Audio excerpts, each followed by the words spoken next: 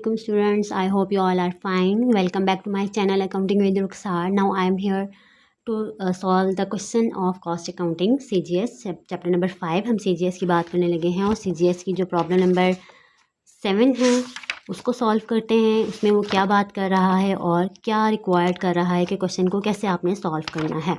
ठीक है, क्वेश्चन बहुत आसान है, इसमें कोई भी चीज़ जो है वो मुश्किल नहीं है, बस इसको हमें थोड़ा सा ध्यान से समझना है.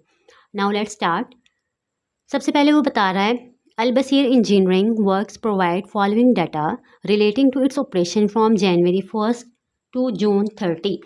ठीक है, यहाँ पे अल-बसीर कंपनी है जिसका हमने क्या बनाना है, CGS बनाना है. रिक्वायर्ड में उसने बता दिया. अब आगे वो कह रहा है रॉ मटेरियल परचेज मैंने परचेजेस की हैं 2,78,630 की.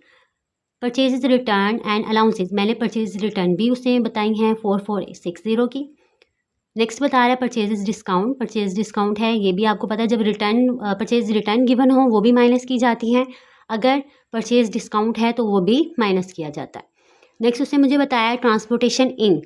अगर ट्रांसपोर्टेशन इन गिवन हो तो वो ऐड की जाती हैं परचेजेस के अंदर. ओके. नेक्स्ट उसने कहा direct labour cost. Direct labour उसने गिवन किया है. नेक्स्ट उसने मुझे बताया है मैन्युफैक्चरिंग ओवरहेड. अब मैन्युफैक्चरिंग ओवरहेड FOH का दूसरा नाम है. मैन्युफैक्चरिंग ओवरहेड FOH का दूसरा नाम है. नेक्स्ट पेज पे वो क्या मुझे बता रहा है changes in inventory. Finish goods decreased bye, work in process decreased bye, raw material increased by. Okay. अगर डिक्रीज गिवन हो तो आप लोगों को पता है कि वो क्या किया जाता है, ऐड किया जाता है, और अगर इंक्रीज गिवन हो तो वो क्या किया जाता है, लेस किया जाता है. ये हमने लास्ट क्वेश्चन में किया था. रिक्वायर्ड वो क्या कर रहा है from the above information compute the following. आपने क्या करना है, रिक्वायरमेंट उसने मुझे बताया कि इन तमाम वैल्यूज़ को क्या करना है, कंप्यूट करना है. फर्स्ट वन उसने मुझे बता दिया टोटल मैन्युफैक्चरिंग कॉस्ट. आपने टोटल मैन्युफैक्चरिंग कॉस्ट बतानी है, कॉस्ट ऑफ गुड्स मैन्युफैक्चर्ड बताना है, and cost of goods sold बताना है. ये तीनों चीज़ें आपको रिक्वायर्ड हैं कि आपने इन तीनों चीज़ों के क्या करने हैं, आंसर मुझे निकाल कर देने हैं. Now let's start. सबसे पहले तो मैंने क्या कर लिया है, कंपनी का नाम यहाँ पर लिख लिया है, अल-बसीर कंपनी है. और मैं बनाने क्या लगी हूँ, cost of goods manufacture and sold statement और फॉर द मंथ एंडेड. सारा कुछ मैंने लिख लिया, अमाउंट्स भी लिख लें. अब जब मैं क्वेश्चन स्टार्ट करती हूँ तो आप लोगों को पता है यहाँ पर सबसे पहले मैं क्या लिखा जाता है, सबसे पहले लिखी जाती है डायरेक्ट मटेरियल कॉस्ट. ओके, तो मैं यहाँ पे लिख रही हूँ डायरेक्ट मटेरियल कॉस्ट. और डायरेक्ट मटेरियल कॉस्ट करने का फॉर्मूला यहाँ पे क्या था, रॉ मटेरियल इन्वेंट्री ओपनिंग. तो अब यहाँ पर ओपनिंग तो नहीं गिवन, बस उसने मुझे यहाँ पे क्या बताई हैं, परचेजेस बताई हैं. तो मैं लिख लेती हूँ परचेजेस, और परचेजेस कितनी हैं 2,78,630. ओके. अब इसमें मैं ऐड क्या कर लूँगी, ट्रांसपोर्टेशन इन. अगर ट्रांसपोर्टेशन इन गिवन है देन आपने यहाँ पर क्या कर लेना है, उसे ऐड कर लेना. ओके.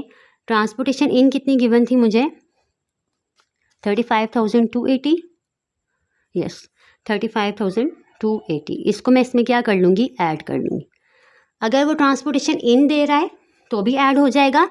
अगर वो कह देता कैरिज इनवर्ड तब भी मैं उसे क्या कर देती, यहाँ पर ऐड कर देती. दोनों नामों से वो चीज़ें गिवन कर सकता है. इन दोनों चीज़ों को मैं क्या कर लूँगी, ऐड कर लूँगी, दोनों वैल्यूज़ को. तो अमाउंट कितनी आ जाएगी, 3,13,910. ओके. अब इसमें से लेस क्या करेंगे हम, परचेजेस रिटर्न. अब परचेजेस रिटर्न एंड अलाउंसेज उसने मुझे दिए हुए थे. परचेज रिटर्न कितनी थी, 4460. और उसके साथ ही उसने मुझे बता दिया था परचेज डिस्काउंट. और परचेज डिस्काउंट भी क्या हो जाता है, माइनस किया जाता है. और वो कितना था, 17,600. ये बुक में उसने मेंशन किया हुआ है. इन दोनों वैल्यूज़ को आप क्या कर देंगे, यहाँ से लेस कर देंगे. ओके. Minus 4460 minus 17,600. तो अमाउंट कितनी आ गई नेट परचेजेस की, 2,91,850. ओके. ये मेरे पास क्या आई हैं, नेट परचेजेस आ गए. अब इसमें मैंने क्या कर देना है, लेस कर देना है इन्वेंट्री इंक्रीज्ड बाय को. अब इन्वेंट्री इंक्रीज कितनी थी, रॉ मटेरियल इन्वेंट्री इंक्रीज है 17,120. अब raw material inventory increase by है तो वो क्या कर देंगे, यहाँ पर माइनस कर देंगे. Raw material inventory increased by, increase मतलब आपको क्लोजिंग दे रहा है, और वो कितनी है 17,120। अब 17,120 को इसमें से मैं क्या कर दूंगी, लेस कर दूंगी, माइनस 17,120, तो अमाउंट कितनी आ जाएगी 2,74,730, 2,74,730। तो ये हमारे पास क्या आ गया है, मटेरियल कंज्यूम्ड या डायरेक्ट मटेरियल कॉस्ट। ठीक है, दोनों नाम हैं इसके। ये अमाउंट आ गई। अब इसमें ऐड क्या करते हैं हम लोग हमेशा, नेक्स्ट क्या हमारा फॉर्मेट का इसमें हिस्सा है डायरेक्ट लेबर कॉस्ट, और डायरेक्ट लेबर उससे मुझे गिवन किया हुआ है, और वो कितना है डायरेक्ट लेबर है हमारे पास 1,64,420, 1,64,420। अब इसमें इसको क्या कर देंगे, ऐड कर देंगे, प्लस 1,64,420, तो अमाउंट आ गई 4,39,150। ये मेरे पास क्या आ जाएगी, total factory cost.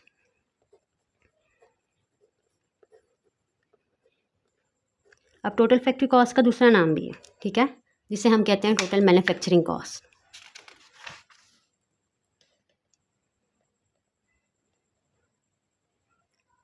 Sorry, factory cost नहीं, प्राइम कॉस्ट। इसको यहाँ से रिमूव कर देते हैं, क्योंकि लेबर को ऐड करने के बाद हमारे पास अमाउंट जो आती है उसका नाम होता है प्राइम कॉस्ट, तो प्राइम कॉस्ट ही लिखेंगे यहाँ पर। अब ऐड करेंगे इसके अंदर मैन्युफैक्चरिंग ओवरहेड। मैन्युफैक्चरिंग ओवरहेड हमारा क्या होता है, FOH, ठीक है, FOH का ये दूसरा नाम है मैन्युफैक्चरिंग ओवरहेड, और वो कितना था 127,640, 127,640। इसको ऐड करने से फिर हमारे पास आती है टोटल फैक्ट्री कॉस्ट, जो मैंने पहले बताई थी। और टोटल फैक्ट्री कॉस्ट का दूसरा नाम क्या होता है, टोटल करंट मैन्युफैक्चरिंग कॉस्ट। ठीक है, अब इसके बाद इसमें हम लोग क्या ऐड करते हैं,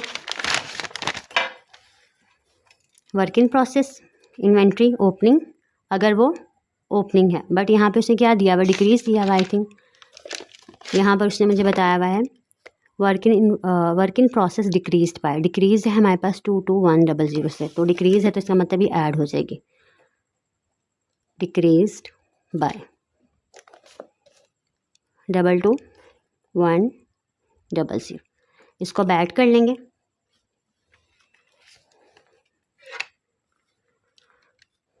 $4,39,000 जो हमारे पास करंट मैन्युफैक्चरिंग कॉस्ट थी, उसमें हम ऐड कर लेते हैं 22100 को, तो हमारे पास क्या आ जाएगा, कॉस्ट ऑफ गुड्स मैन्युफैक्चर्ड आ जाएगा 461,250, 461,250।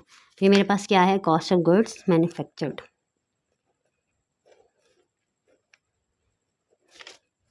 क्वेश्चन बहुत आसान है, इसमें कोई भी चीज़ मुश्किल नहीं है, सिंपली मैंने चीज़ों को लिखा है, अगर आप लोगों को चीज़ों का मालूम होगा देन ओके।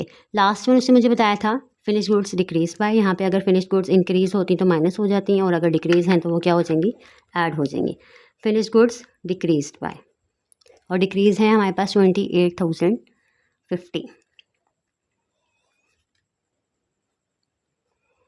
28,050, इन दोनों को ऐड कर लेंगे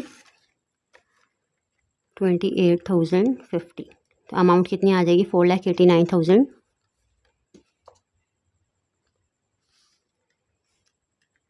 4,89,300। तो ये हमारा क्या है, CGS। इसमें मैंने ऐड किया अगेन, तो हमारा आंसर जो है वो 616940 है। कैलकुलेशन में थोड़ी सी मिस्टेक हो गई थी, मैंने उसे दोबारा से टैली किया तो फिर इसको ठीक किया, और ये आंसर्स बिल्कुल अब ठीक आ गए। ठीक है, तो यहाँ पे दो अमाउंट्स जो है वो चेंज हो गई थी, हमने कैलकुलेशन में थोड़ी मिस्टेक कर दी, बट आपने जब भी क्वेश्चन को करना है आपने कैलकुलेशन का खास ध्यान रखना है, क्योंकि कैलकुलेशन अगर आप लोगों की ज़रा से भी गलत होंगी तो पूरा क्वेश्चन गलत हो जाएगा। सेम एज अभी मैंने एक वैल्यू जो है वो आगे पीछे कर दी तो हमारा आंसर चेंज हो गया था, बट अब मैं आप लोगों को बता देती हूँ बुक में इसका आंसर सेम आया है या नहीं आया। CGS का हमारा आंसर आया 616940, तो बुक से हम इसे टैली कर लेते हैं। तो हमारे पास CGS का आंसर कितना है, 616940। इट मीन्स कि हमारा CGS का आंसर बिल्कुल ठीक है। उसके बाद हमारे पास कॉस्ट ऑफ गुड्स मैन्युफैक्चर्ड का answer, cost of goods manufactured ये जो हमारे पास आई थी 588,890, 888,890, तो बुक में भी देख लेते हैं यही है, तो ये बुक में भी सेम यही आंसर है 588,890। ओके, और उसके बाद टोटल करंट मैन्युफैक्चरिंग कॉस्ट कितनी है 566,790, यानी कि टोटल फैक्ट्री कॉस्ट, वो भी हम देख लेते हैं हमारी बुक के अकॉर्डिंग आई है या नहीं आई। तो हमारे पास सेम वही आंसर है 566790। इट मीन्स के क्वेश्चन बिल्कुल ठीक है। ठीक है, आई होप कि आप लोगों को ये क्वेश्चन क्लियर हुआ होगा। अगर आप लोगों को ये क्वेश्चन क्लियर है तो ठीक है, अगर नहीं क्लियर तो आप लोग मुझे डायरेक्ट इंस्टाग्राम के अकाउंट पे मुझे मैसेज करके पूछ सकते हैं, ताकि मैं आप लोगों के क्वेश्चंस को जो है वो क्लियर कर सकूं, आपको आंसर कर सकूं। आई होप कि आप लोगों को ये वीडियो समझ आई होगी। तो आप इस वीडियो को ज़रूर लाइक करें, आगे ज़रूर शेयर करें और मेरे चैनल को ज़रूर सब्सक्राइब करें। तो मिलते हैं नेक्स्ट वीडियो में। अल्लाह हाफ़िज़।